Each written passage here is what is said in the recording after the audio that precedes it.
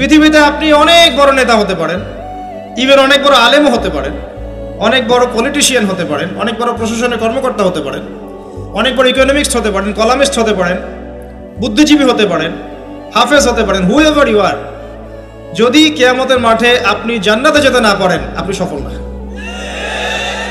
আর পৃথিবীতে যে মানুষ মুদির দোকান করছে, ভ্যান চালাচ্ছে, রিক্সা চালাচ্ছে, বারবার সেলুনে কাজ করে, কৃষক কৃষি কাজ করে, যাদেরকে মানুষ চেনেও না, ইমান আছে, 5 ওয়াক্ত নামাজ পড়ে, ছেঁড়া কাপড় পরে থাকে, এত মান মর্যাদা নাই, ভাইরাল না, মানুষ চিনে না, গভীর রাতে তাহাজ্জুদ পড়ে, দেখবেন এই ব্যক্তি যদি কিয়ামতের মাঠে জান্নাতে চলে যায়, এই ব্যক্তি আমার চেয়ে সফল, কোনো সন্দেহ নাই। তো আমাদের দৃষ্টিভঙ্গি আগে চেঞ্জ করতে হবে, দুনিয়ামুখী দৃষ্টিভঙ্গি ত্যাগ করতে হবে, পরকালমুখী দৃষ্টিভঙ্গি দরকার। নবী সাল্লাল্লাহু আলাইহি ওয়াসাল্লাম সাহাবায়ে কেরামের ভিতরে এই পরিবর্তন নিয়ে এসেছিলেন, তাদেরকে আল্লাহমুখী করেছেন, আল্লাহমুখী।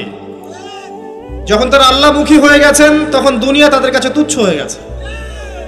দুনিয়ার কষ্ট সহ্য করে নিয়েছেন, দুনিয়ার ভোগ বিলাস ত্যাগ করে দিয়েছেন, দুনিয়াকে সর্বোচ্চ প্রাধান্য দেননি, হাজত বা প্রয়োজন মনে করেছেন। দুনিয়ার সব কাজ করেছেন শুধু আল্লাহ সন্তুষ্টির জন্য। এবং আমি অনেক লেকচারে এটাও বলেছি যে আপনি দুনিয়ার প্রতিটা কাজ আল্লাহ সন্তুষ্টির জন্যই করেন, কারো কাছে কিছু পাওয়ার আশায় করেন না। কারো কাছে প্রতিদান পাওয়ার আশায় দুনিয়ার কাজগুলো করেন, আপনি কষ্ট পাবেন। কারো কাছে আশা করেন না, আল্লাহর কাছে আশা করেন প্রতিদান, আপনি কষ্ট পাবেন না ইনশাআল্লাহ। কারণ আল্লাহ ছাড়া প্রকৃত অর্থে আমাদের আপন বলে কেউ নাই, শুধুমাত্র আল্লাহই আপনার আপন, বাকিরা আপনার প্রয়োজন। মানুষ মানুষকে ভালোবাসতে পারে না, মানুষ মানুষের অবস্থানকে ভালোবাসে। এটা আপনারা হারে হারে ফিল করবেন যত দিন যাবে দেখবেন এটা আখিরুজ জামান, এটা আখিরুজ জামান, শেষ জামানা চলছে। এখন ফিতনাগুলো এমন ভাবে পড়তে থাকবে যেন একটা মালা ছিঁড়ে দিলে পুঁথিগুলো যেমন টপ টপ করে পড়ে যায়, এইভাবে ফিতনাগুলো আসতে থাকবে। ওই হাদিসের দিকে আসেন, নবী সাল্লাল্লাহু আলাইহি ওয়াসাল্লাম বলেছেন আদম আলাইহিস সালামকে ডেকে আনা হবে, বলা হবে তোমার সন্তানদের মধ্য থেকে জাহান্নামীদেরকে আলাদা করে দাও। আল্লাহ পাক বলবেন প্রতি 1999 জনকে আলাদা করে দাও, একজন জান্নাতে যাচ্ছে প্রতি 1000-এ। কিন্তু listen to me very carefully, কিন্তু আল্লাহ পাক সূরা নিসা একটা কথা বলেছেন, ইন্নাল্লাহা লা ইয়াগফিরু আন ইউশরাকা বিহি ওয়া ইয়াগফিরু মা দুনা যালিকা লিমান ইয়াশা। আল্লাহ রাব্বুল আলামিন তার সাথে শিরকের গুনাহ ছাড়া অন্য যে কোনো গুনাহ যাকে ইচ্ছা মাফ করতে পারেন। যে কোনো গুনাহ আল্লাহ পাক মাফ করতে পারেন শিরকের গুনাহ ছাড়া। আরেকটা গুনাহ আল্লাহ পাক ক্ষমা করবেন না, সেটা হচ্ছে বান্দার হক। বান্দার সাথে সম্পৃক্ত, কারো টাকা চুরি করেছেন, কারো জমি আত্মসাৎ করেছেন, কাউকে গালি দিয়েছেন, কারো প্রতি জুলুম করেছেন, কাউকে অন্যায়ভাবে মেরেছেন, ছিনতাই করেছেন, ইত্যাদি ইত্যাদি, যেটা অন্যের হকের সাথে সম্পৃক্ত। ধর্ষণ করেছেন, মানুষের সম্মানহানি করেছেন, কাউকে নিষ্পাপ কাউকে বিতর্কিত করেছেন ইত্যাদি।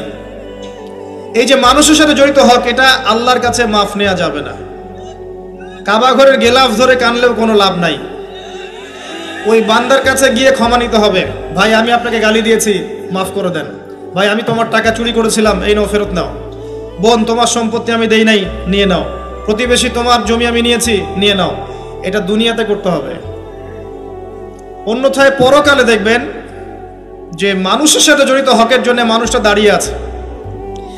একজন ব্যক্তি উঠেছে, নামাজ রোজা হজ যাকাত সব নেকি নিয়ে উঠেছে, ওঠার পরে দেখছে সামনে অনেক মানুষ দাঁড়িয়ে আছে। কি জন্য দাঁড়িয়ে আছে? কারো টাকা নিয়ে শোধ করে নাই, কাউকে গালি দিয়েছে, কারো প্রতি জুলুম করেছে, কারো প্রতি অন্যায় করেছে, এরা দাঁড়িয়ে আছে, হক চাচ্ছে। তখন কিভাবে শোধ করবে? আল্লাহ পাক বলবেন তোমার নেকি ওদেরকে দিয়ে দাও। তখন শেয়ার রেটের মাধ্যমে নেকি চলে যাবে। কথা বুঝতে পারছেন? তখন আরো অত্যাধুনিক প্রযুক্তি থাকবে, নেকি কনভার্ট। আর নেকি দিতে দিতে যদি নেকি শেষ হয়ে যায়, তখন ওই ব্যক্তিদের গুনাহ তার আমল নামায় চলে আসবে। তারপর ওই ব্যক্তিরা জান্নাতে যাবে, এই ব্যক্তি জাহান্নামে যাবে। অতএব দুনিয়াতে মানুষের সাথে জড়িত কোনো হক রাখেন না। আল্লাহ পাক বলছেন শিরকের গুনাহ ছাড়া আল্লাহ যে কোনো গুনাহ মাফ করতে পারেন, আর এই যে কুফরি এবং মানুষের সাথে জড়িত হক আল্লাহ মাফ করবেন না। এখন আল্লাহ যদি শিরকের গুনাহ ছাড়া সব গুনাহ মাফ করতে পারেন,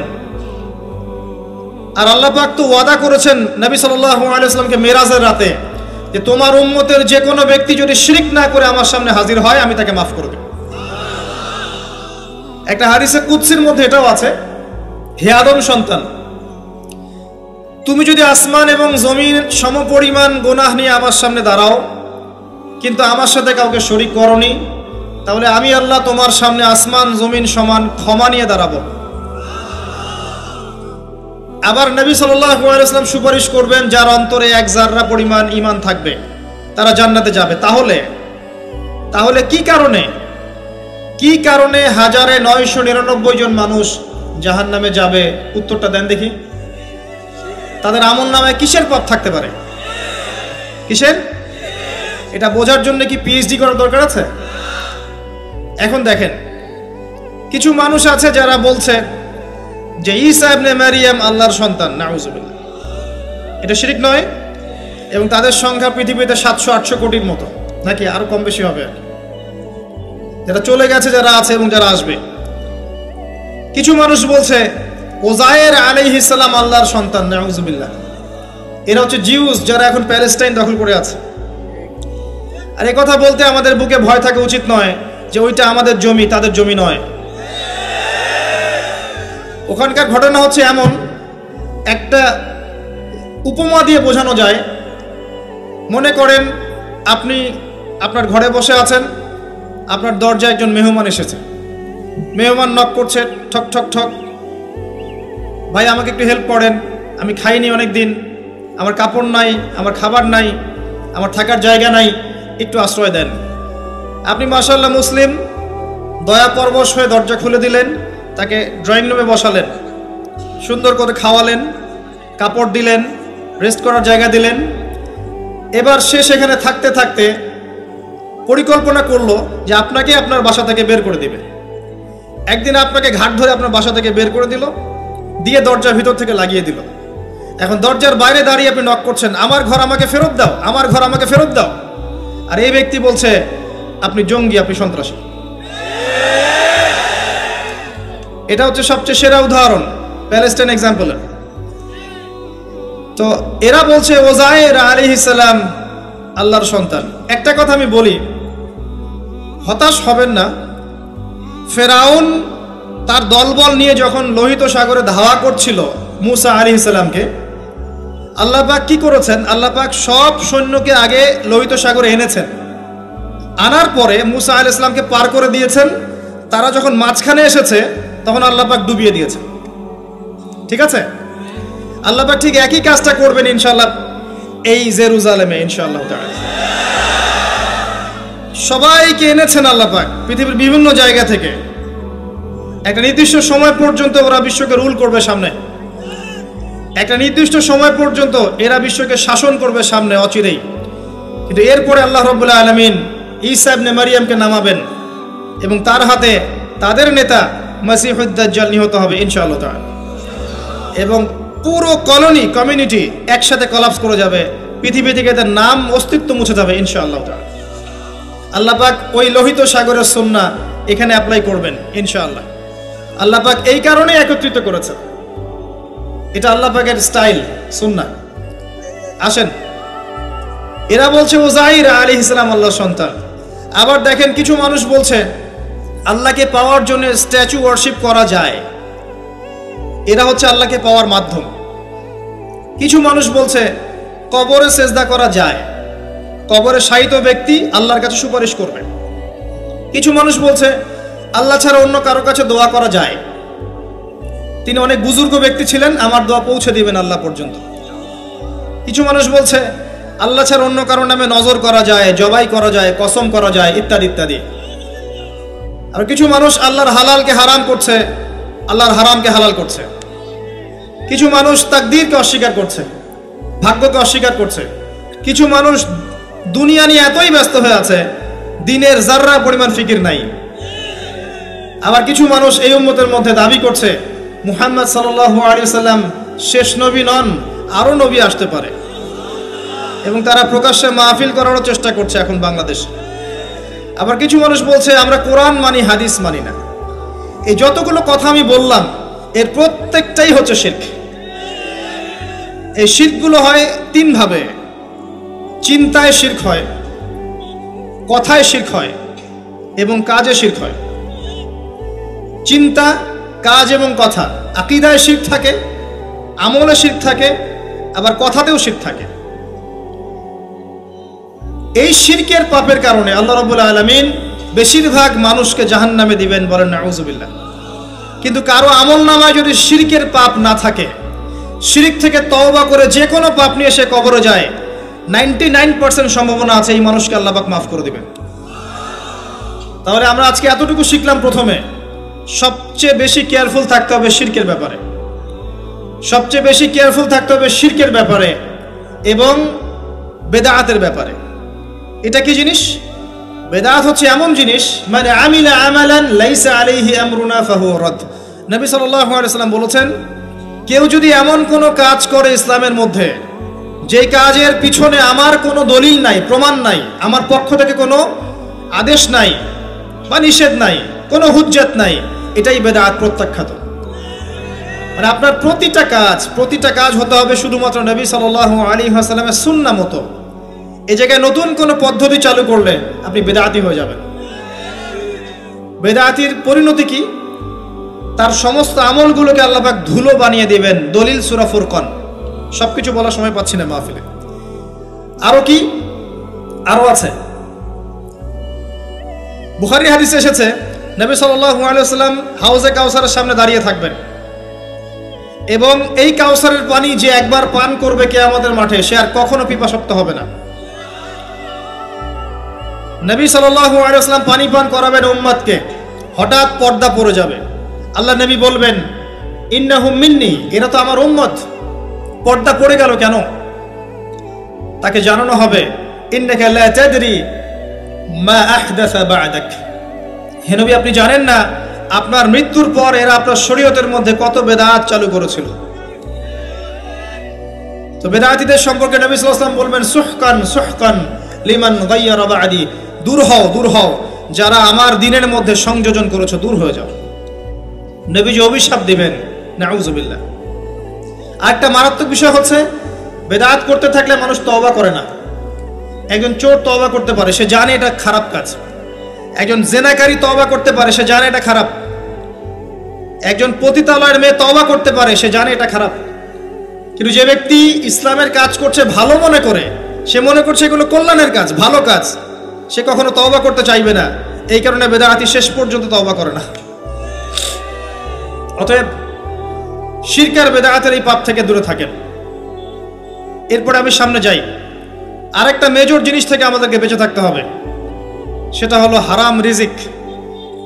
আজকে আমাদের রিজিকের যে সিস্টেমটা আছে, এর মধ্যে বেশিরভাগ পরিবারে হারাম রিজিক ঢুকে গেছে, বলেন নাউযুবিল্লাহ। কেউ সরাসরি হারাম, কেউ ঘুরিয়ে ফিরিয়ে হারাম। সবচেয়ে বড় মারাত্মক যে হারামটা ঢুকেছে তার নাম হচ্ছে রিবা বা সুদ। ম্যাক্সিমাম আমরা সুদখোর। আমার কিসের দাড়ি টুপি এগুলো দেখার প্রয়োজন নাই, আমি নিজেও সুদখোর। কিভাবে? প্রত্যক্ষভাবে না হলে পরোক্ষভাবে। মনে করেন আমি একটা ফ্ল্যাটে ভাড়া থাকি, ফ্ল্যাটের মালিক আমার ভাড়ার টাকা দিয়ে তার ব্যাংকের লোন শোধ করে, পরোক্ষভাবে আমি সুদের সাথে সম্পৃক্ত আছি। আপনি বাঁচতে পারবেন না। এই জামানা সম্পর্কে নবী সাল্লাল্লাহু আলাইহি ওয়াসাল্লাম বলেছেন, এমন একটা জামানা আসবে যেই জামানায় মানুষ সুদ থেকে বেঁচে থাকতে পারবে না। যে বেঁচে থাকার চেষ্টা করবে তার গায়েও সুদের ছিটা ফোঁটা গিয়ে লাগবে, কোনো সন্দেহ নেই। এটা সেই জামানা, টপ টু বটম সব জায়গায় সুদ। আর জানি না এই আয়াতগুলো কোরআনে আছে কি না আদৌ, বা এগুলো মানুষকে শোনানো হয় কি না আদৌ। তা আমি আমার জায়গা থেকে চেষ্টা করছি। আল্লাহ পাক কোরআনে বলেছেন। কে বলেছেন? আল্লাহ বলেছেন। আমি অনুবাদ করছি, আমি জাস্ট অনুবাদক। সূরা বাকারা 279 থেকে পড়া শুরু করেন। আল্লাহ পাক বলছেন, ইয়া আইয়ুহাল্লাযীনা আমানু, হে মুমিনগণ, তুমি যদি মুমিন হয়ে থাকো, হে মুমিনগণ, ইত্তাকুল্লাহ, তোমরা আল্লাহকে ভয় করো। ইত্তাকুল্লাহ, তোমরা আল্লাহকে ভয় করো। ইত্তাকুল্লাহ, তোমরা আল্লাহকে ভয় করো। ওয়াযারু মা বাকিয়া মিনার রিবা, সুদের অবশিষ্ট অংশগুলো ছেড়ে দাও। ইন কুনতুম মুমিনিন, যদি প্রকৃত অর্থে মুমিন হয়ে থাকো। ওয়া ইল্লাম তাফআলু, আমি আল্লাহ বলছি তোমরা যদি এটা না করো, ফাযরু বিহারবিন মিনাল্লাহি ওয়া রাসূলিহি, তাহলে আল্লাহ এবং তার রাসূলের সাথে যুদ্ধের ঘোষণা শুনে রাখো। গো অ্যাহেড, জীবনে আমল করার তৌফিক দান করুন, আমিন। 2 নম্বর আমল বলে দেই, নবী সাল্লাল্লাহু আলাইহি ওয়াসাল্লাম বলেছেন রাতের বেলা ঘুমানোর সময় কেউ যদি 3টা সূরা 3 বার করে পড়ে, সূরা ইখলাস 3 বার, সূরা ফালাক 3 বার, সূরা নাস 3 বার। সূরা ইখলাস কোনটা? কুল হুয়াল্লাহু আহাদ। সূরা ফালাক কোনটা? কুল আউযু বিরাব্বিল ফালাক। সূরা নাস কুল আউযু বিরাব্বিন নাস। 3 বার করে পড়ে হাত দুটোকে একত্রিত করে এভাবে ফু দিয়ে পুরো গা যদি মাসাহ করে, নবী সাল্লাল্লাহু আলাইহি ওয়াসাল্লাম বলেন সারা রাত সে যে ঘুমিয়ে থাকবে, দৃশ্য অদৃশ্যের কোনো ক্ষতি তাকে স্পর্শ করবে না ইনশাআল্লাহ। এই আমলটা কি করতে পারি না? আল্লাহ তৌফিক দান করুন। আর একটা সূরা সম্পর্কে নবীজি বলেছেন রাতের বেলা কেউ যদি ঘুমানোর সময় পড়ে বিছানায় গিয়ে, আল্লাহ রাব্বুল আলামিন তাকে শিরকের পাপ থেকে বাঁচিয়ে রাখবে ইনশাআল্লাহু আযজা ওয়া জাল্লা। শিরকের পাপ কি?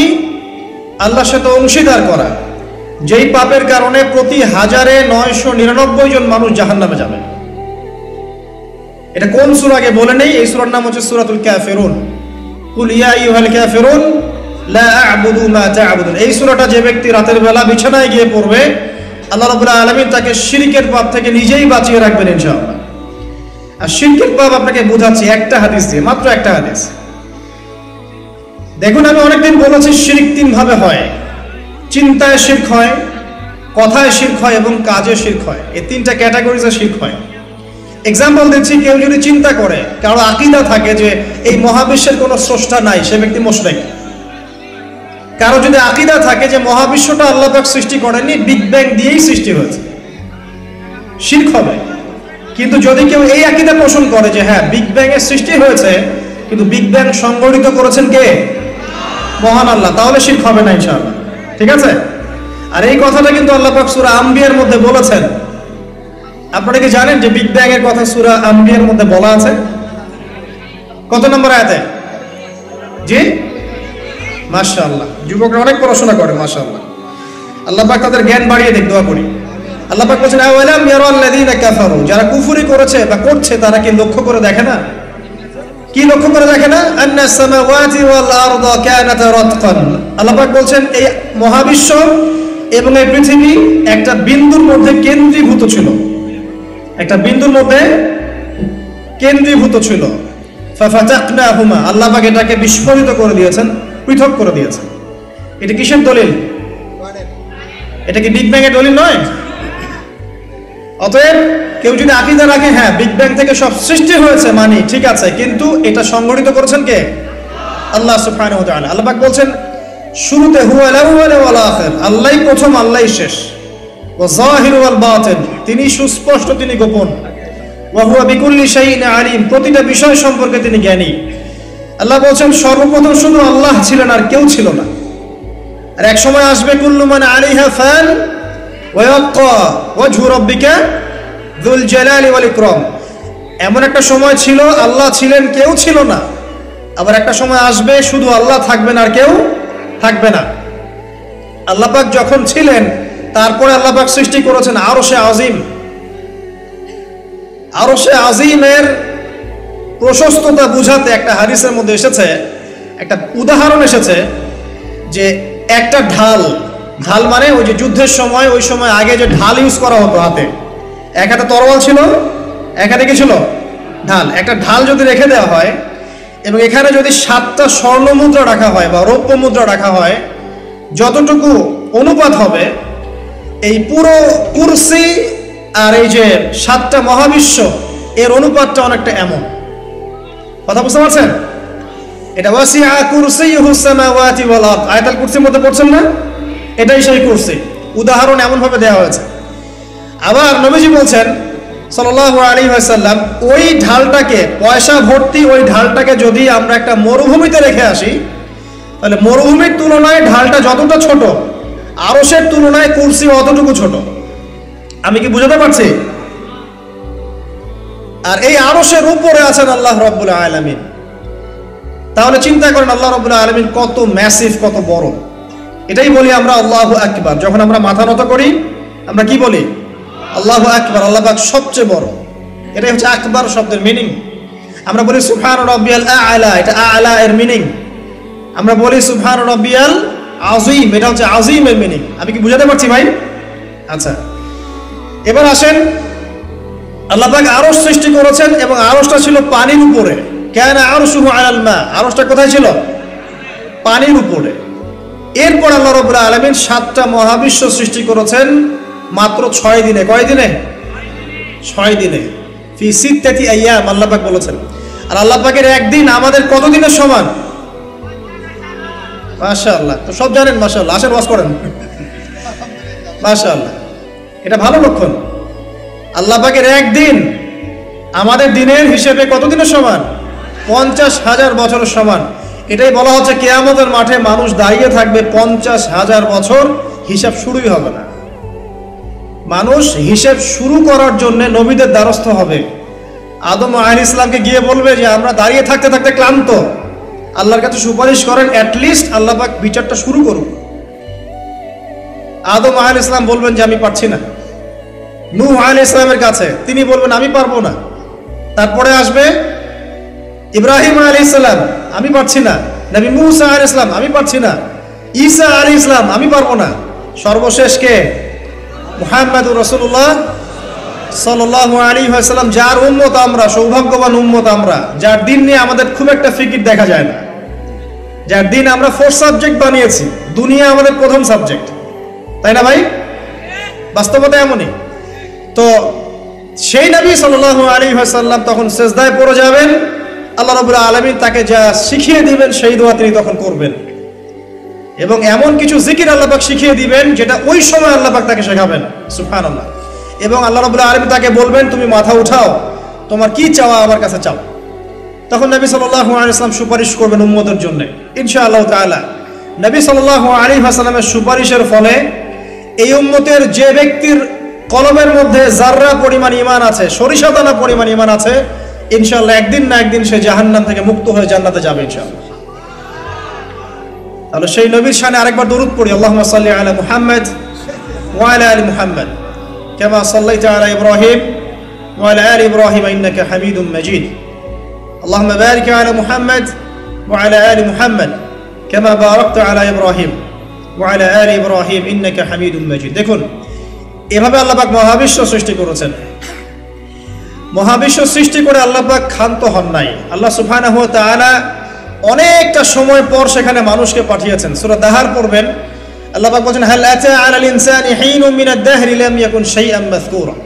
আল্লাহ পাক বলেন মানুষের উপর এমন একটা সময় চলে গেছে যে মানুষ তখন কোনো আলোচ্য বিষয় ছিল না। এখন আমাদের পৃথিবীতে চলাফেরা দেখলে মনে হয় না আমরাই সবকিছু। মহাবিশ্বে এমন একটা সময় চলে গেছে তখন মানুষের কোনো অস্তিত্বই ছিল না। হয়তো পৃথিবীতে অন্য কোনো মাখলুক থাকতো, হয়তো বা, আল্লাহু আ'লাম। পৃথিবীর বয়স অনেক প্রাচীন আমাদের বয়সের চাইতে। এটা হতেই পারে মহাবিশ্বের বিভিন্ন গ্রহে আল্লাহ পাক অন্য মাখলুক রেখেছেন। অ্যাটলিস্ট মালায়েকা তো আছেই, ফেরেশতারা আছেন। তো অনেক পরে আল্লাহ রাব্বুল আলামিন ফেরেশতাদেরকে ডেকে বললেন যে আমি পৃথিবীতে খলিফা পাঠাতে চাই। ইন্নী জাইলুন ফিল আরদি খলিফা, আমি পৃথিবীতে খলিফা পাঠাবো, তোমাদের মতামত কি? তখন ফেরেশতারা কি বলেছিলেন যে নাহনু নুসাব্বিহু বিহামদিক ওয়া নুকদ্দিসু লাক, আমরাই তো আপনার প্রশংসা করছি, স্তুতি বর্ণনা করছি। আপনি কি এমন কাউকে পাঠাবেন যারা সেখানে গিয়ে ফিতনার ফাসাদ সৃষ্টি করবে, ওয়াসফিকুদ দিমা, রক্তপাত ঘটাবে? আল্লাহ পাক তখন বলছেন ইন্নী আ'লামু মা লা তা'লামুন, আমি যা জানি তোমরা তা জানো না। এরপর আল্লাহ পাক নিজের হাতে আদম আলাইহিস সালামকে সৃষ্টি করেছেন, নিজের রূহটা ফুঁকে দিয়েছেন, আদম আলাইহিস সালামকে সমস্ত জ্ঞান শিক্ষা দিয়েছেন। তারপর ফেরেশতার সামনে নিয়ে গিয়েছেন, সেজদা করতে বলেছেন। আমরা সেই আদম সন্তান। আমাদের পিতাকে আল্লাহ রাব্বুল আলামিন ফেরেশতাদের সামনে নিয়ে সেজদা করিয়েছেন। আমাদের কি সেই ফিকির আছে? আমরা কি আমাদের সম্মানটা বুঝি ভাই? আমাদের পিতাকে আল্লাহ রাব্বুল আলামিন সমস্ত ফেরেশতাদের সামনে নিয়ে গিয়ে সেজদা করিয়ে নিয়েছেন, আর আমরা তার সন্তান। আমরা সেই সন্তান এখন ঘুষ খাই, আমরা সেই সন্তান এখন জিনা করি, আমরা সেই সন্তান এখন মাদক খাই। গাঁজা খাচ্ছি, ইয়াবা খাই, মেয়ের সাথে জেনা করছি, পরকিয়া করছি, পতিতালয়ে রাত কাটাচ্ছি। আমরা সেই সন্তান যারা 5 ওয়াক্ত নামাজের ধার ধারছি না, নবীর সুন্নত নাই চেহারার মধ্যে।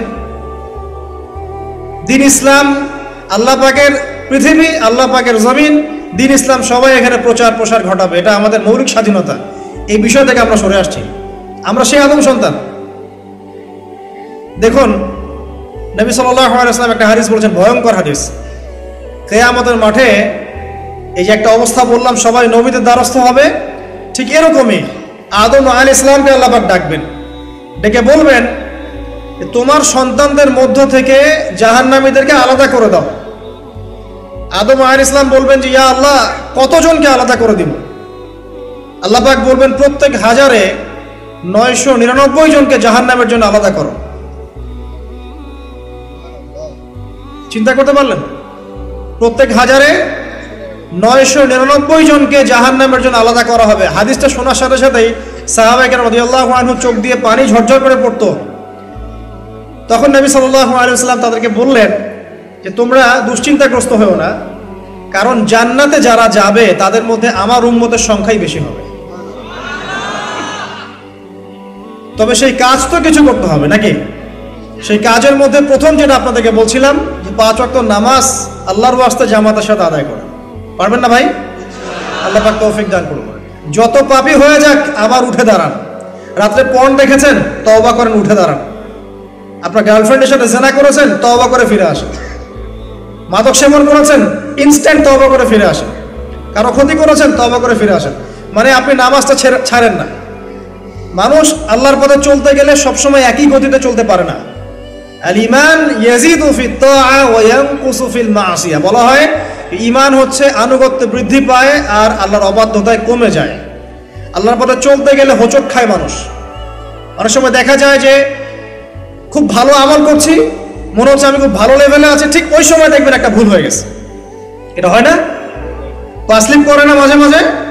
ওই সময় আবার উঠে দাঁড়াবেন, আবার তওবা করে ফিরে আসেন, ওযু করে ফিরে আসেন, আবার জায়নামাজে মুসল্লায় দাঁড়ান, সালাত পড়েন। সালাত ছাড়েন না ইনশাআল্লাহ। কারণ নবী সাল্লাল্লাহু আলাইহি ওয়াসাল্লাম বলেছেন লা তাতরুকান্না সালাহ, ইয়া মুআজ, হে মুআজ রাদিয়াল্লাহু আনহু, কখনোই সালাত ছেড়ে দিও না। লা তাতরুকান্না সালাতাল মাকতুবাতা মুতাআম্মিদান, কোশ্চিনকালেও তোমার উপর ফরজ সালাতকে ছেড়ে দিও না। কারণ মান তারাকা সালাতা মুতাআম্মিদান ফাকাদ কাফার, যে ব্যক্তি ইচ্ছাকৃতভাবে ফরজ সালাতকে ছেড়ে দেয়, ফাকাদ কাফারা। আলেম ওলামা আছেন, জিজ্ঞাসা করবেন ফাকাদ কাফারা এর অর্থ কি? যে ব্যক্তি ইচ্ছাকৃতভাবে ফরজ নামাজকে ছেড়ে দেয় সে ব্যক্তি যেন কুফরি করলো। বরেণ্য আলেমরা বলেছে ইসলামের লিস্ট থেকে নাম কাটা পড়ে গেল যতক্ষণ সে তওবা করে ফিরে আসছে। ইমাম আবু হানিফা রাহিমাহুল্লাহ, আমাদের হানাফি মাযহাবের ইমাম, তিনি বলেছেন কেউ যদি নামাজ ছেড়ে দেয় তাকে 3 দিন জেলখানায় বন্দি করে রাখতে হবে। জি, এবং তাকে তওবা করতে বলতে হবে। যদি সে তওবা করে তার শাস্তি মাফ, নামাজ আবার সে শুরু করবে। তওবা না করে তাকে ওইখানেই শাস্তি দণ্ড দিতে হবে। এমনটা বলেছেন কে? আমাদের ইমাম, সবচেয়ে নরম ফতোয়া এটা। আর আরো যারা ইমাম ছিলেন, ইমাম আহমেদ বিন হাম্বল রাহিমাহুল্লাহ, ইমাম শাফিঈ, ইমাম মালিক, তারা বলেছেন নামাজ যদি ছেড়ে দেয় এবং নামাজটাকে অস্বীকার করে, নামাজ ইসলামের অংশ বলে মনে করে না, ওকে হত্যা করতে হবে। হত্যা আবার যে কেউ করতে পারবে না, ওটা ইসলামিক গভর্নমেন্ট করবে। এটাকে ভুল বোঝার কোনো সুযোগ নেই, এটা লস। এটা ইমামদের মত, এটি ইমামদের মতামত ছিল। মানে নামাজের গুরুত্ব বোঝাতে গিয়ে তারা এত কঠিন শব্দ ব্যবহার করেছে। নামাজের গুরুত্ব বোঝাতে গিয়ে এত কঠিন শব্দ ব্যবহার করেছে। যুবকদেরকে অনুরোধ করো, ভাই যাই হয়ে যাক জীবনে, হতাশা ভুলে যান। চাকরি পাচ্ছেন না, আপনার পড়াশোনার চাপ, পারিবারিক চাপ, আপনার ফ্রেন্ড সার্কেলের পাল্লায় পড়ে আপনি খারাপ হয়ে যাচ্ছেন, হতাশ হবেন না। দুটো কাজ করেন, নামাজ পড়েন 5 ওয়াক্ত ইনশাআল্লাহ তাআলা, আল্লাহ পাক আপনার অন্তরে প্রশান্তিতে ঢেলে দেবে ইনশাআল্লাহ। আর দৈনিক 1 পারা করে কোরআন তেলাওয়াত করেন, পারবেন ইনশাআল্লাহ? আল্লাহ পাক আমাকে আপনাদের সবাইকে তৌফিক দান করুন। এখন রাস্তা আপনার, আমি অনুবাদ করে শুনিয়ে দিয়েছি, আপনার কান পর্যন্ত পৌঁছে গেছে। এখন decision is yours, path is yours, choose your path. রাস্তা আপনার, আপনি ফিক্স করেন কি করবেন। যদি আপনি সুদ খান 1 নাম্বার, অথবা দেন 2 নাম্বার, 3 আপনি সাক্ষী থাকেন, 4 লিখে রাখেন, আপনি সমান পাপী। এই 4 শ্রেণীর মানুষকে নবী সাল্লাল্লাহু আলাইহি ওয়াসাল্লাম অভিশাপ দিয়েছেন, লাআনত করেছেন। আর নবী সাল্লাল্লাহু আলাইহি ওয়াসাল্লামের অভিশাপ নিয়ে যদি আমরা কবরে যাই, তাহলে মান নবিয়ুক উত্তর দিতে পারবো এটা বিশ্বাস করা বোকামি। তার অভিশাপ নিয়ে যদি আমরা হাসরের মাঠে উঠি, হাউজে কাউসারের পানি পাবো, প্রত্যাশা করাটা বোকামি হবে। তার অভিশাপ নিয়ে যদি আমরা হাসরের মাঠে উঠি, তাহলে তিনি আমাদের জন্য সুপারিশ করবেন, এটা ভাবা বোকামি হবে। মেরাজের রাতে আল্লাহ রাসূল দেখে এসেছেন এক শ্রেণীর মানুষকে রক্তের নদীতে ফেলে মাথা ফাটিয়ে দেয়া হচ্ছে। নবী জিজ্ঞাসা করলেন সাল্লাল্লাহু আলাইহি ওয়াসাল্লাম, এরা কারা হে জিবরাইল? জিবরাইল আলাইহিস সালাম বললেন, এরা আপনার উম্মতের সেই সব ব্যক্তি যারা ছিল সুদখোর, যারা সুদের মধ্য দিয়ে মানুষের রক্ত চুষে খেয়েছে। আজকে রক্তের নদীতে এদেরকে ফেলে মাথা ফাটিয়ে দেয়া হচ্ছে। কি করবেন আপনি ফিক্স করেন। ইসলাম তরবারির জোরে ছড়ায় নাই। আমি আপনার গর্দানে তরোয়াল ধরে বলবো না যে সুদ ছেড়ে দেন, বলবো? কেউ বলবে না। ইসলাম এভাবে ছড়ায় নাই। ইসলাম সৌন্দর্য দিয়ে ছড়িয়েছে, সুন্দর উপদেশ দিয়ে ছড়িয়েছে। উদউ ইলা সাবিলি রাব্বিকা বিল হিকমা ওয়াল মাউইযাতিল হাসানা ওয়াজাদিলহুম বিল্লাতি হিয়া আহসান। এভাবে ইসলাম ছড়িয়েছে। ফাযাক্কির ইন নাফাআতিয যিকরা সায়াযাক্কারু মান ইয়াখশা। হে নবী, আপনি উপদেশ দিন, যদি উপদেশ কাজে লাগে শীঘ্রই যারা আল্লাহকে ভয় করে তারা আপনার উপদেশ গ্রহণ করবে ইনশাআল্লাহ। ওয়া ইয়াতাজান্নাবুহাল আশকা, যারা পাপাচারী ফাসিক তারা উপদেশ গ্রহণ করবে না। ফাযাক্কির ইন্নামা আনতা মুযাক্কির, আপনি উপদেশ দিন, আপনি শুধু উপদেশদাতা। লাস্তা আলাইহিম বিমুসাইতির, আপনি কারো উপর দারোগা নন। এটা একজন দায়ীর কাজ, একজন আলেমের কাজ, এর বেশি কিছু না। আমাদের ম্যাক্সিমাম রিজিকের মধ্যে সুদ ঢুকে গেছে। হয় আমরা খাচ্ছি, না হলে দিচ্ছি, না হলে সাক্ষী থাকছি, না হলে লিখে রাখছি। আরেকটা কথা বলি, এই হাদিসটাও শুনে রাখেন। নবী করিম সাল্লাল্লাহু আলাইহি ওয়াসাল্লাম কার নবী? আপনার তো, আপনারই তো নবী। তিনি বলেছেন সুদের পাপের ৭৩টা শাখা আছে। কতটা? যার সর্বনিম্ন শাখা হচ্ছে নিজের মায়ের সাথে জেনা করা। এখানে যদি একটা বিল্ডিং থাকে, যে বিল্ডিং এর মধ্যে মনে করেন কথার কথা না আউযুবিল্লাহ অনেক প্রস্টিটিউট মহিলা আছে, কথা বুঝতে পারছেন? এখানে আছে অনেক প্রস্টিটিউট মহিলা যারা এখনকার ভাষায় সেক্স ওয়ার্কার্স, কারণ তারা যৌনকর্মী বলতে চায়, পতিতা শব্দ ইউজ করতে চায় না। তারা এটাকে একটা স্বীকৃতি দিতে চেষ্টা করছে আর কি। সেক্স ওয়ার্কার্স এটা একটা কাজ, নাউযুবিল্লাহ। এই কারণেই সমাজে বেশি বেশি মহামারী ছড়াবে। এই কারণেই সমাজে এমন এমন কিছু পাপ ছড়াবে, এমন এমন কিছু রোগ ছড়াবে যে এই রোগগুলো কখনো ছিল না ইতিহাসে। এই কারণেই হাদিসে এসেছে শেষ জামানায় যখন অশ্লীলতা বেড়ে যাবে, বেহায়াপনা বেড়ে যাবে, নগ্নতা বেড়ে যাবে, তখন সমাজে বেশি বেশি এমন এমন রোগ ছড়াবে যে এই রোগগুলো আগে কখনো ছিল না। মনে করেন এখানে এমন একটা বিল্ডিং আছে, সেখানে কিছু সেক্স ওয়ার্কার্স আছে, এখানে কেউ ম্যানেজার, কেউ কাজ করে, কেউ মনে করেন দারোয়ান, কেউ মনে করেন ডিলার এগিয়ে দিচ্ছে, কেউ মনে করেন যে ঘরে ঢুকিয়ে দিচ্ছে, ইত্যাদি ইত্যাদি। এক একজন এক এক সেকশনে কাজ করছে, অনেকটা কর্পোরেট সেকশনের মতো। এখন আপনি কি তাদের কারো বাসায় দাওয়াত খেতে চাইবেন? চাইবেন? আপনি কি তাদের কারো উপার্জন খেতে চাইবেন? যদি এমন হয় এখানে সব সেক্স ওয়ার্কার্স নয়, সবাই আমাদের মা, নাউযুবিল্লাহ। শব্দটা প্রয়োগ করলাম আঘাত করার জন্য, কারণ নবীজি বলেছেন মায়ের কথা। মনে করেন এরা সবাই আমাদের মা, নাউযুবিল্লাহ। এখন কি আপনি এটাকে পছন্দ করবেন? এখানে যদি কেউ কাজ করে তার রিজিক খেতে চাইবেন? রিবার মধ্য দিয়ে আমরা এগুলো করছি, কোনো ফিকির নাই, যায় আসে না কাজ কারো কিছু, দিব্যি খাচ্ছে। যখন দেখবেন পাপ করতে করতে করতে করতে আমার মনের মধ্যে কোনো রিয়াকশন হচ্ছে না, তখন বুঝে নেবেন কলব মরে গেছে, ডিস্ট্রয়েড, ডেড হার্ট। হ্যাঁ, একজন মুমিনের পরিচয় হচ্ছে ছোট ছোট পাপ তার কাছে পাহাড়ের মতো মনে হবে, আর একজন ফাসিকের পরিচয় হচ্ছে বড় বড় পাপ তার কাছে মাছির মতো মনে হয়, তাড়ালেই চলে যাবে। আরো আছে, সহিহ বুখারীর একটা হাদিসে নবীজি বলেছেন, যে ব্যক্তি 1 দিরহাম সুদ খায় সে যেন 36 বার জেনা করেছে। একবার জেনা করার শাস্তি 100 বেত্রাঘাত এবং 1 বছরের জন্য বহিষ্কার, যেটাকে আমরা উস্কে দিই এখন বলি কাছে আসার গল্প। একবার সূরা নূর পড়েন, সূরা নূরের প্রথম আয়াতগুলো পড়েন, যদি কেউ জেনা করে একবার 100 বেত্রাঘাত এবং 1 বছরের জন্য বহিষ্কার। আর যদি কোনো বিবাহিত ব্যক্তি করে তার শাস্তি হচ্ছে রজম, পাথর নিক্ষেপ করে হত্যা করা। আর 1 দিরহাম সুদ খেলে আপনি 36টা মেয়েকে রেপ করছেন। এবার চিন্তা করেন,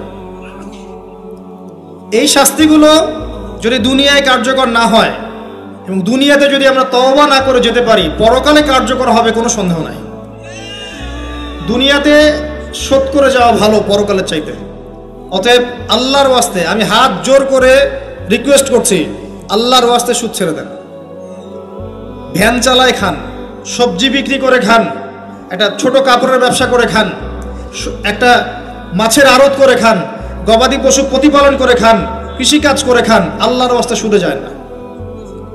আপনার পুরো দুনিয়া এবং আখিরাত বরবাদ হয়ে যাবে এবং আপনি এর মধ্য দিয়ে আল্লাহর সাথে যুদ্ধ করছেন, নবীর সাথে যুদ্ধ করছেন। এর উপরেও আছে পেপার মানির মধ্যে সুদ। ওই যে বললো 1 দিরহাম, এই দিরহাম আবার কি জিনিস? দিরহাম মানে রৌপ্য মুদ্রা। দিনার এটা কি জিনিস? স্বর্ণ মুদ্রা, ইসলামিক মুদ্রা। সেই যে চলে গেছে ব্রিটিশরা আসার আগে, এখন আর দেখা যায় না। একটা গোল্ড কয়েন যার মূল্যটাকে ইকোনমিক্সের ভাষায় বলে ইন্ট্রিনসিক ভ্যালু। এই ভ্যালুটা এই স্বর্ণ মুদ্রার ভিতরেই থাকে। একটা পেপার মানির ভ্যালু, ইন্ট্রিনসিক ভ্যালু এর ভিতরে থাকে না, এর বাইরে থাকে, যেটাকে আপনি নিয়ন্ত্রণ করতে পারবেন, কমাতে পারবেন, বাড়াতে পারবেন। আর এর সাথে যখন পেট্রোডলার অ্যাড হয়েছে তখন তো মাশাআল্লাহ জুলুম আরো উপরে উঠে গেছে। আর যারা পেট্রোডলার সিস্টেম চালু করেছে, এইসব ভোগবিলাসী আরবদেরকে আমরা বলি এরা হচ্ছে আমিরুল মুমিনিন, নাউজুবিল্লাহ, সুবহানাল্লাহ। কত অন্ধ হলে মানুষ এদেরকে আমিরুল মুমিনিন মনে করতে পারে, যারা মুসলিমদের প্রপার্টি সব আমেরিকার হাতে তুলে দিয়েছে, আর সেই প্রপার্টি দিয়ে এরা বোম্বিং করে করে সারা বিশ্বের মধ্যে মুসলিম হত্যা করছে। আল্লাহ পাক সেই যে বলেছেন সূরা মাইদার মধ্যে 51 নম্বর আয়াতে, ইয়া আইয়ুহাল্লাযীনা আমানু, হে মুমিনগণ, লা তাত্তাখিযুল ইয়াহুদা ওয়ান নাসারা আউলিয়া, হে মুমিনগণ তোমরা ইহুদি এবং খ্রিস্টানদেরকে বন্ধুরূপে গ্রহণ করো না। কে বলেছেন? আল্লাহর চেয়ে কি আমি জিওপলিটিক্স ভালো বুঝি? আল্লাহর চেয়ে আমি আমার ভালো মন্দ ভালো বুঝি? কাদেরকে? বা'দুহুম আউলিয়া ও বা'দ, যারা একে অপরের বন্ধু, যারা একে অপরের বন্ধু। ওয়া মান ইয়াতাওয়াল্লাহুম মিনকুম ফাইন্নাহু মিনহুম, তোমাদের মধ্যে কেউ যদি ওদের দিকে মুখ ফিরায় সে তাদের অন্তর্ভুক্ত, এই উম্মার কেউ না তারা। যাই হোক, বিশ্বের এইসব নামধারী মুসলিম কান্ট্রিদের চাইতে বাংলাদেশের পররাষ্ট্রনীতি অনেক ভালো আছে, 1000 গুণে ভালো আছে। কি মনে করেন আর এসব ফাসেকা জালেমদেরকে আপনি আমিরুল মুমিনিন মনে করছেন? আল্লাহ পাক বোঝার তৌফিক দান করুন। আসেন, রিবার কথা বলতে গিয়ে কথাটা আসছি, ইন্ট্রিনসিক ভ্যালু বলে একটা বিষয় আছে। এত ডিটেলস বিষয় মাহফিলে বলা সম্ভব না, এতটুকু বলবো যে ইনশাআল্লাহ তাআলা আপনি যদি আপনার সম্পদকে সাস্টেইনেবল অ্যাসেটে রূপান্তরিত করেন, আগামী দিনগুলোতে আপনি ইনশাআল্লাহ জিতবেন, আদারওয়াইজ হেরে যাবেন। ফর এক্সাম্পল, আপনি যদি আপনার সম্পদকে জমিতে কনভার্ট করেন, গবাদি পশুর প্রজেক্ট করেন, আপনি যদি মাছের প্রজেক্ট করেন, ব্যবসা ইনভেস্ট করেন, বা কিছু গোল্ড রাখেন, কিছু সিলভার, কিছু আপনার রূপা রাখেন, ইত্যাদি ইত্যাদি, পরবর্তী সময়গুলোতে গিয়ে আপনার সম্পদের মান কমে যাবে না, ইনশাআল্লাহ বাড়বে। আপনি সমস্ত সম্পদ যদি পেপার মানির মধ্যে রেখে দেন, আস্তে আস্তে আপনার সম্পদের মান কমবে। সামনে 10, 15, 20, 30 বছর পর আপনি সম্পদ হারাবেন। এর চেয়ে বেশি কিছু আমি বলতে পারবো না, বাকিটা আপনারা পড়াশোনা করে বুঝে নেবেন।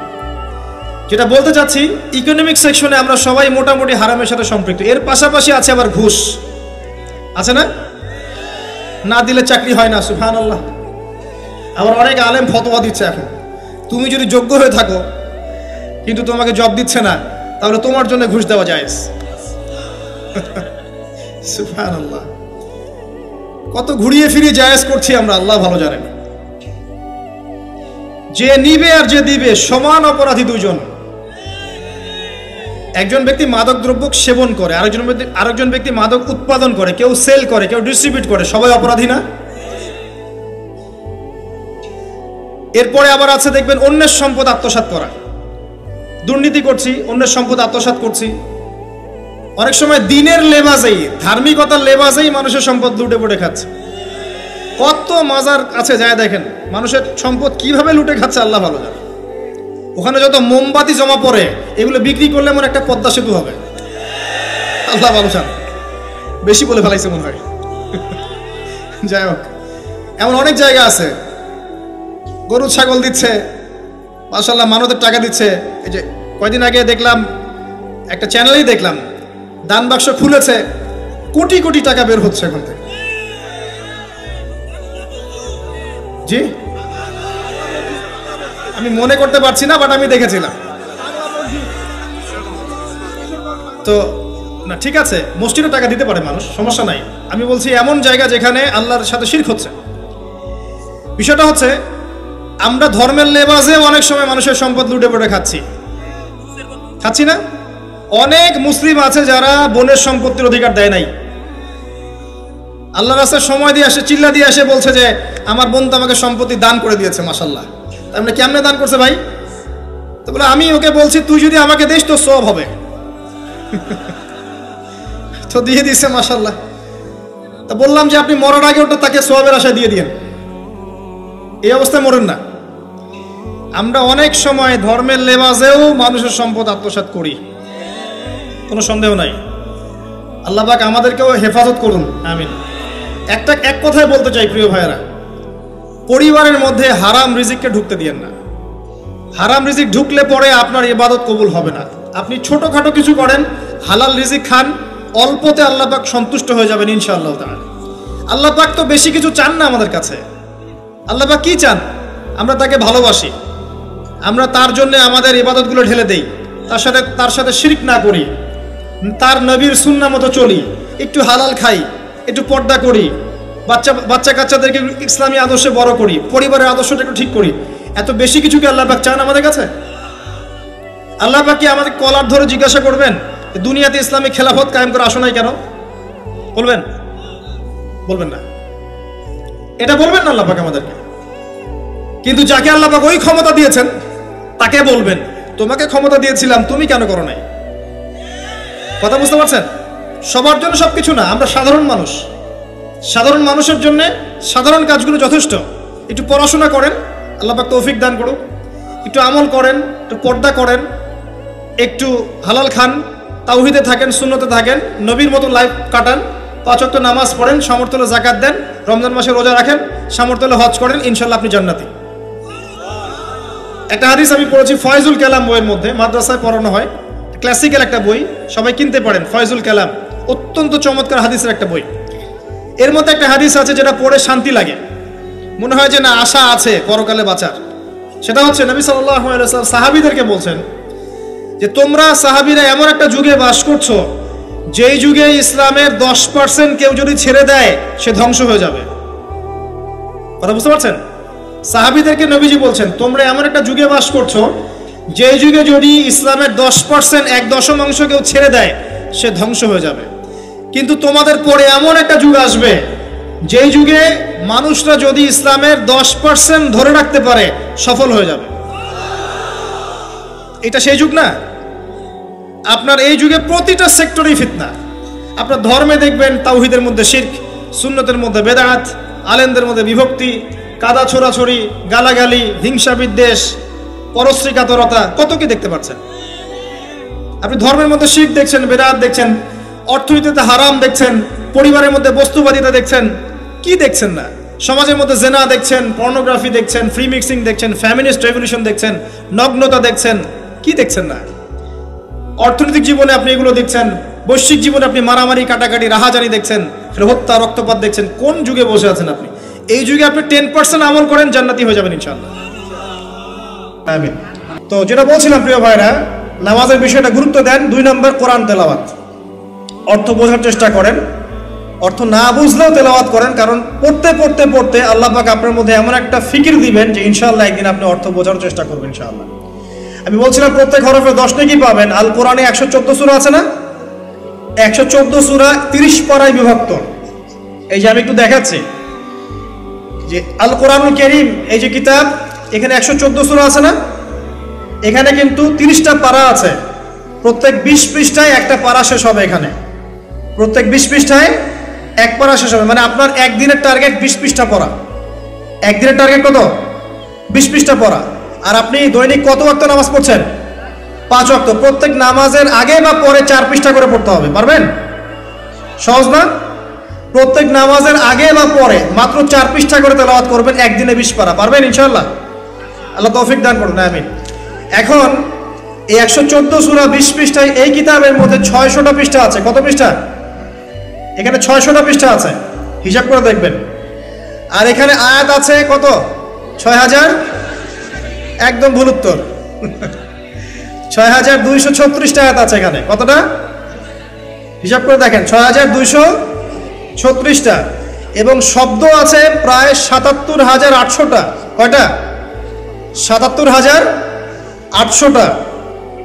আর অক্ষর আপনি গুনলে দেখবেন প্রায় 3 থেকে 4 লক্ষ অক্ষর আছে। 3 থেকে 4 লক্ষ অক্ষর আছে। আমি যে বললাম 78000-এর মতো শব্দ আছে, এই শব্দগুলো কিন্তু নতুন শব্দ না, মানে একটা শব্দই অনেকবার রিপিট করা হয়েছে।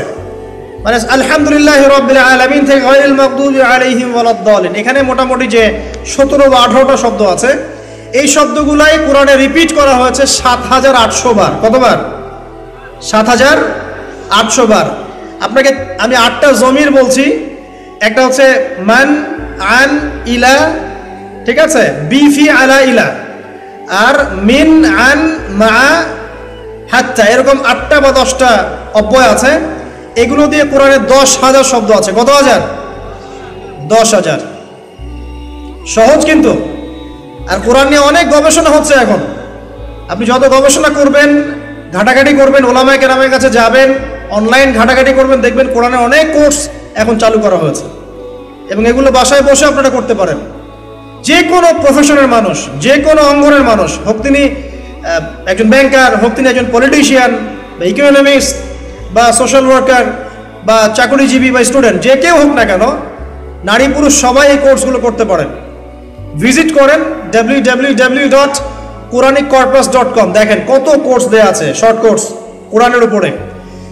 ভিজিট করেন, দেখুন www.understandquran.com, দেখেন কতগুলো কোর্স দেয়া আছে। কোরআনের ইনশাআল্লাহ 50% শব্দ শিখিয়ে দিবে। এটা জেনারেল লাইনে যারা পড়ছেন তাদের জন্য অনেক অনেক ইফেক্টিভ এই কোর্সগুলো। আর এগুলো ভাই আমাদের জানতে অনেক কষ্ট করতে হয়েছে, ফ্রি বলছি আপনাদেরকে এখন, ঠিক আছে? এগুলো কিন্তু রিসার্চ করতে অনেক কষ্ট হয়েছে। তো একটা লেকচারে ফ্রি পাচ্ছেন এগুলো, এখনই লুফে নেন। আজকে বাসায় গিয়ে চর্চা শুরু করেন, দেখবেন ইনশাআল্লাহ অনেক ভালো করতে পারবেন। আমরা কিছুই না ভাই, আমরা চাই আগামী প্রজন্মতে এমন বড় বড় আলেমরা উঠে আসুক, যারা কোরআন সুন্নাহর জ্ঞানের সাথে অর্থনীতি, ইতিহাস, রাজনীতি, জিওপলিটিক্স, আপনার দর্শন, আপনার কি বলবো, পররাষ্ট্রনীতি, আপনার সমাজবিজ্ঞান, হ্যাঁ, সমস্ত নলেজগুলো রাখুক এবং কোরআন এবং সুন্নাহকে হাতে নিয়ে বিশ্বটাকে চ্যালেঞ্জ করুক। এমন জেনারেশন আল্লাহ পাক তৈরি করুন, আমিন। আসলে আমরা কিছুই না, আমরা তো আগাছা। আমরা মনে করি যে আমি তো এই উম্মার আগাছা, আমাদের দ্বারা উম্মার কি হচ্ছে।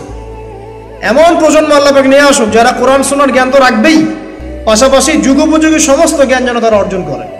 তখন তারা কোরআন হাদিস নিয়ে এমন ব্যাখ্যা করবে যে এই ব্যাখ্যা চ্যালেঞ্জ করার ক্ষমতা ইসরায়েলের থাকবে না ইনশাআল্লাহ তাআলা। ওই ব্যাখ্যা চ্যালেঞ্জ করার ক্ষমতা পশ্চিমাদের থাকবে না।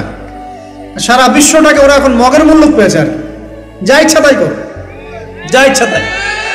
মানে ইচ্ছা হলো এক দেশকে আরেক দেশের এগেনস্টে উস্কে দিল, ঠিক আছে? ওদের তো কিছু মিডিয়া আছে, যুদ্ধ না লাগলেও যুদ্ধ লাগায় ছাড়বে।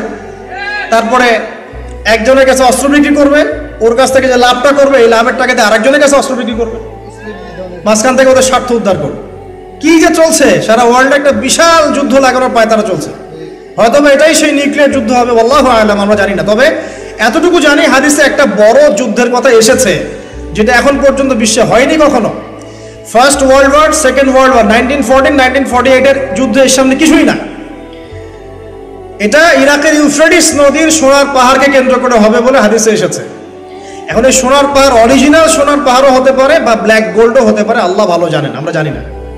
কিন্তু আল্লাহর নবী সাল্লাল্লাহু আলাইহি ওয়াসাল্লাম বলেছেন মুসলিমরা যেন এই সোনার পাহাড়ে হাত না দেয়, কারণ এখানে প্রায় 80টা দেশ একত্রিত হয়ে যাবে এই ব্যাটেলে, এবং প্রতি 1000 কমব্যাটন মানে যোদ্ধা যারা থাকবে তাদের মধ্যে 99% যোদ্ধা এই যুদ্ধে মারা যাবে। এটা নবী সাল্লাল্লাহু আলাইহি ওয়াসাল্লামের ভবিষ্যৎবাণী, এটা হবেই হবে, কেউ টলাতে পারবে না। কত বছর পর আমরা জানি না, হাদিসে আমরা এসছে। এটাকে বলা হয় মালহামাতুল কুবরা, মানে বিশাল মহাযুদ্ধ। 80টা ফ্ল্যাগ মানে কি 80টা দেশ। যাই হোক, আমরা দোয়া করি আল্লাহ পাক এমন প্রজন্ম নিয়ে আসুক যে প্রজন্ম কোরআন এবং সুন্নাহর জ্ঞান দিয়ে আগামী বিশ্বটাকে ডিল করতে পারে। আল্লাহ পাক আমাদের যে ভালো প্রজন্ম নিয়ে আসুন, আমিন। আর আমরা দোয়া করি আল্লাহ পাক আমাদের দেশটাকে যেন হেফাজত করেন, দুর্ভিক্ষের ফিতনা থেকে হোক, ইকোনমিক স্যাংশনের ফিতনা থেকে হোক, হ্যাঁ, IMF এর ষড়যন্ত্র থেকে হোক, বা ইন্টারনাল পলিউশন থেকে হোক, বা মহামারী থেকে হোক, সব রকমের ফিতনা ফাসাদ থেকে আল্লাহ পাক আমাদের সোনার বাংলাকে হেফাজত করেন, আল্লাহুম্মা আমিন। এবং আমাদের মধ্যে আপোষে যে ইখতিলাফগুলো আছে এগুলো আল্লাহ পাক দূর করে দিন, এবং আমরা সবাই মুসলিম ভাই ভাই হয়ে পথ চলতে পারি, সে তৌফিক আল্লাহ পাক দান করুন। তো ভাইয়েরা, যেটা বলছিলাম, কোরআনকে সময় দেন। এরকম অনেক ওয়েবসাইট আছে যেগুলো ঘাটলে আপনি অনেক ভালো করতে পারবেন ইনশাআল্লাহ। তো প্রত্যেক হরফে 10 টাকা পাবেন। এতগুলো হরফ আছে কোরআনে, প্রায় 3 থেকে 4 লক্ষ। তো আপনি যদি প্রত্যেক হরফে 10 টাকা পান, তাহলে একটা বার যদি কোরআন বিশুদ্ধ করে খতম দেন, আপনি কত নেকি পেতে পারেন? চিন্তা করে দেখেন কত নেকি পেতে পারেন। এবার আসেন কয়েকটা সূরা বলে দেই, তারপর সামনে যাচ্ছি। যেগুলো আমি চাই আগামী মাহফিলের সিজন আসার আগেই আপনাদের মধ্যে সবাইকে মুখস্থ করতে হবে, পারবেন? বিশুদ্ধ করে। একটা এক্সাম্পল দিচ্ছি, বিশুদ্ধ কাকে বলে। যদি আপনি বলেন আলহামদুলিল্লাহি রাব্বিল আলামিন, কি অর্থ? সমস্ত প্রশংসা আল্লাহর জন্য, যিনি বিশ্বজাহানের প্রতিপালক বা মালিক। আচ্ছা, এখানে আলহামদু কেমন করে উচ্চারণ করেছেন? গলার কথা থেকে, মাঝখান থেকে না? আচ্ছা, আলহামদু অর্থ সমস্ত প্রশংসা। যদি কেউ বলে আলহামদুলিল্লাহ, অর্থ কি হবে? অর্থ উল্টে যাবে। অর্থ হবে সমস্ত নিন্দা আল্লাহর জন্য, নাউজুবিল্লাহ, যিনি বিশ্বজাহানের রব। কিসের কারণে হলো? একটা হায়ের কারণে হয়েছে, একটা হায়ের কারণে হয়েছে। সো বিশুদ্ধ বলতে আমি কি বোঝাচ্ছি একটু বোঝার চেষ্টা করেন।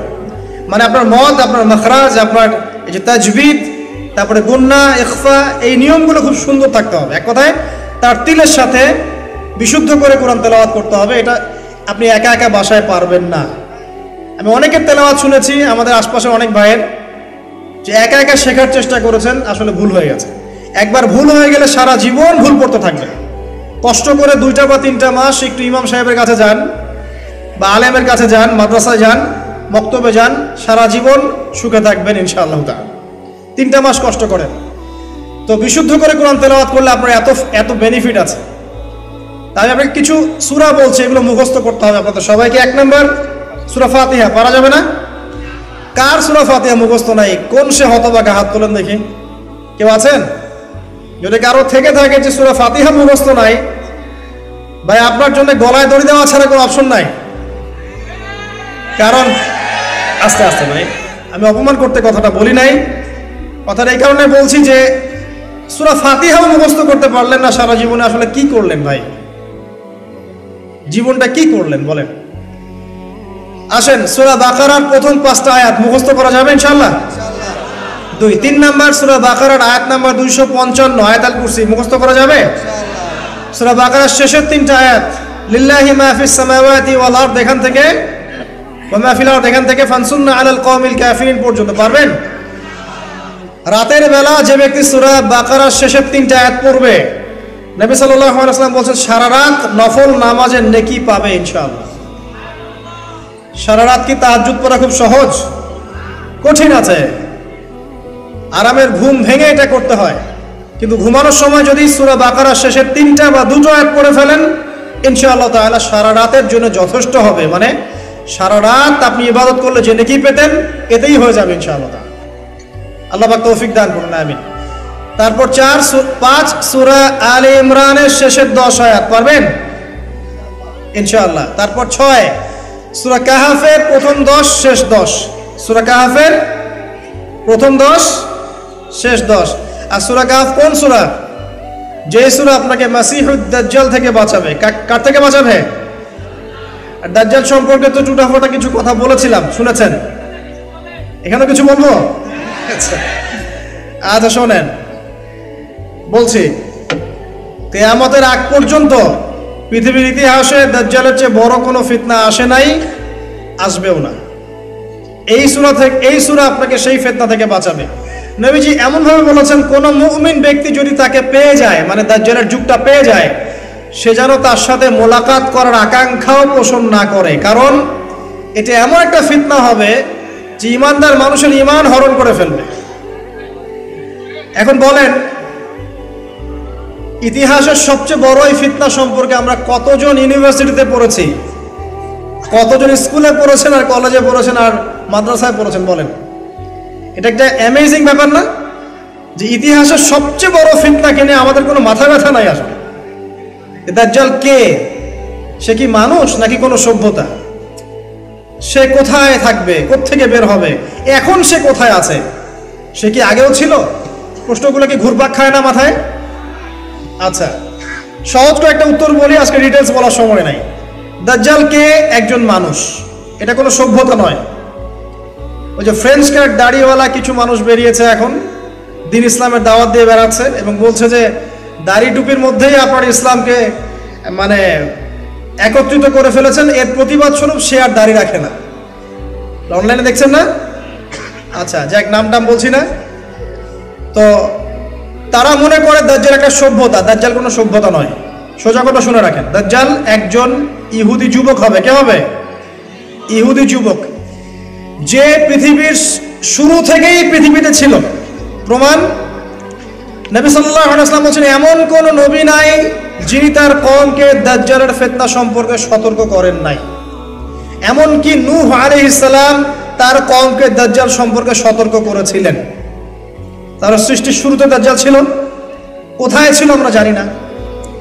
এখন সে কোথায়? আল্লাহ ভালো জানেন। দেখেন, আমি আপনাকে একটা হাদিস বলি, আপনার মাথা ঘুরবে, আপনি কোনো কনক্লুশন পাবেন না। বলে রাখছি যে একটা দুইটা হাদিস দিয়ে দাজ্জালের মতো জটিল কনসেপ্ট বোঝা যাবে না। আমি একদিন বলেছিলাম না, দাজ্জাল বের হবে জেরুজালেমে এসে, সে জেরুজালেম থেকে সারা বিশ্ব শাসন করবে, বলেছিলাম না? তো একজন খুব লিখেছে বিরুদ্ধে, যে দেখলেন না দাজ্জাল খোরাসান থেকে বের হবে, দাজ্জাল ইস্পাহান থেকে বের হবে।